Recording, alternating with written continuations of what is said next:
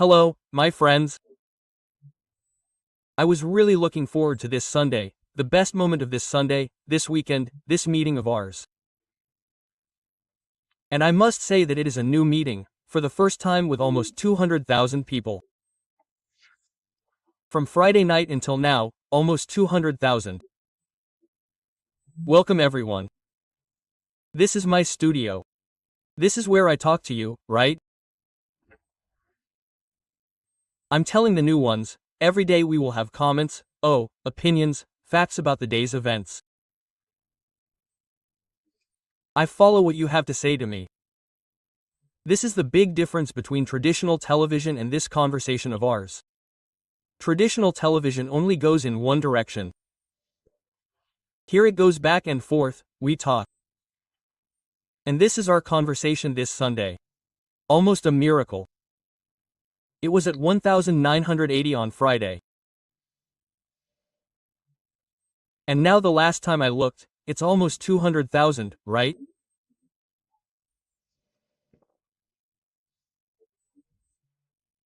So, welcome to all those friends who are already following me on CNN, until CN made this announcement here that I will read to you, just for those who didn't know what happened. CNN Brazil announces that it terminated its contract with journalist Alexandre Garcia this Friday. The decision was made after the commentator reiterated his defense of early treatment against COVID with the use of medications without proven efficacy. The Freedom of Opinion segment will continue on the channel's programming within the Novo Dia newspaper.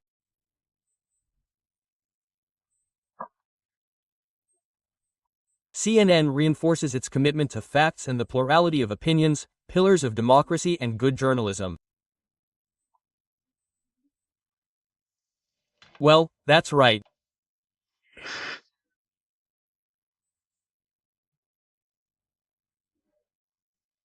Well, they asked me on Friday about the COVID CPI, about vaccination, about treatment, and I couldn't disappoint those who have been my students over all these years.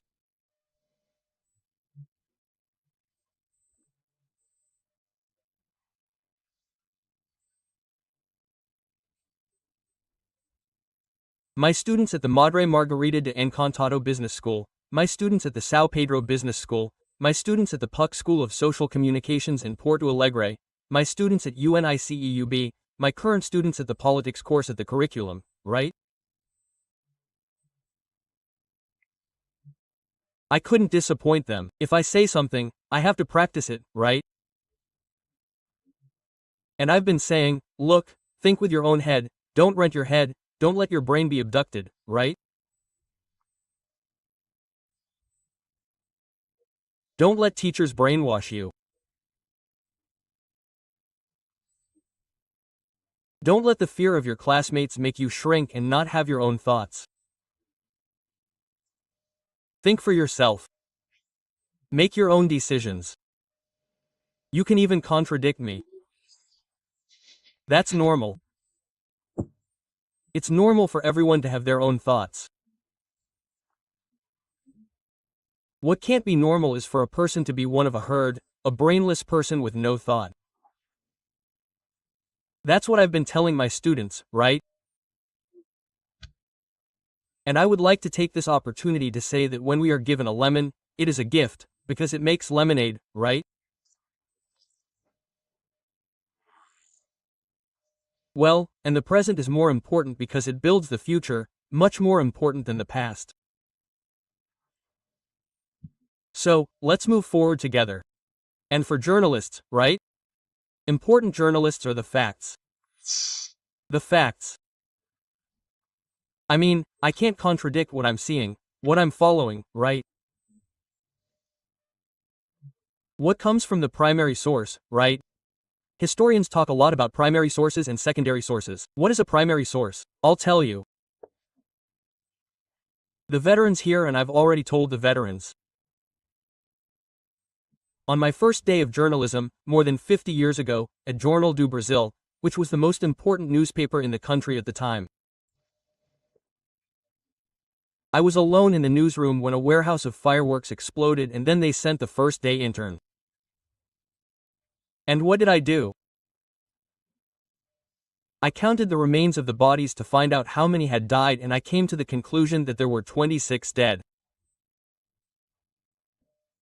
And my colleagues weren't counting. They were talking to a police officer who told them that there were 17 dead. So they were using the secondary source, I was using the primary source, I was counting, I believed what I said and I gave the correct count. In fact, I was off by 1, it seems like it was 27, they were off by 10, right? So that's what we journalists should do, believe our eyes. If we look at Paulista Avenue, right, and see that there's a crowd bigger than there was before, which they had estimated at 1 million, we can't believe that there are 125,000, right? We're tearing ourselves apart inside. If we repeat what the police officer said, no, but he said, I'm seeing 1 million, but he said it's 125,000, right? Yeah, that's it. Well, folks, I've said too much. Welcome back, everyone. If anyone forgot to sign up, join us and don't forget to give your like or dislike at the end. Let's get to today's topics.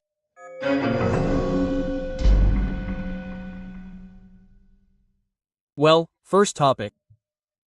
President Bolsonaro had COVID, took a test, and tested negative.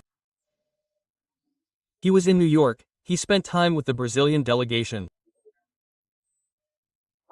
Oh, one member of the Brazilian delegation had COVID, the Prime Minister of Health, Minister Marcelo Quiroga, who took both doses of the vaccine, who has a vaccine passport, right?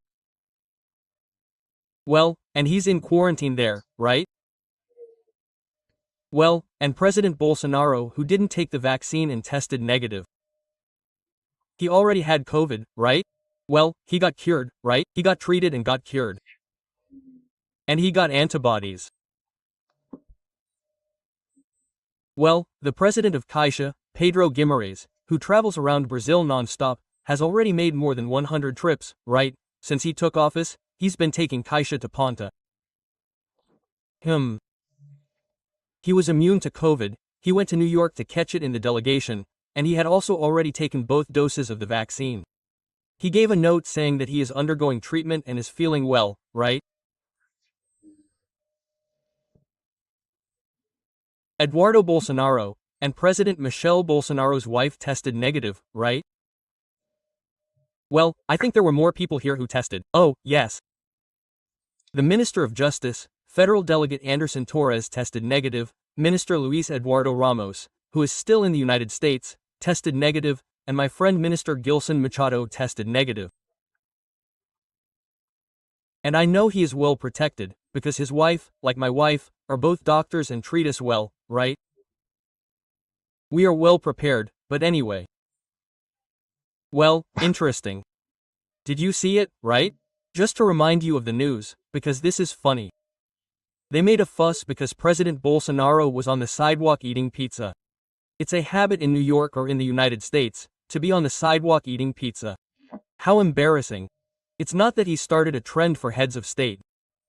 The president of Poland, Andrzej Duda. I even had a colleague on TV, Andrzej Duda, right? Well, the president of Poland was there. He went to eat pizza after he saw how successful Bolsonaro was on the sidewalk, right? Because it's good, right? And Putin, Vladimir Putin went to eat ice cream on the sidewalk too, right? He was happy eating ice cream, right? President Bolsonaro started a trend. The good thing, right? And another one now, the CPI, right? The big attraction of the CPI, I think of the whole CPI, the big attraction will be on Wednesday. They're summoning Luciano Hang. You're going to ask me, but wait a minute. Luciano Hang sold the ventilator through a Hampoy store or through a wine store and didn't deliver it, and they paid him 48 million as a Nordeste consortium? No, he has nothing to do with it. He sold Covaxin. No, no one sold Covaxin. He built the field hospital either. Did he sell the personal protective equipment? Neither. But then why is he testifying there? Oh, but he is, because he supports the president, that's why, right? They've already shown great disrespect to his mother. I think her name is Donna Regina, right? Oh, cruel, right? And now he's being summoned. It's certainly going to be very, very interesting, right? Have you taken the Indian vaccine? Well, no one has taken it here in Brazil because it wasn't purchased, but that's the main investigation of the CPI, right?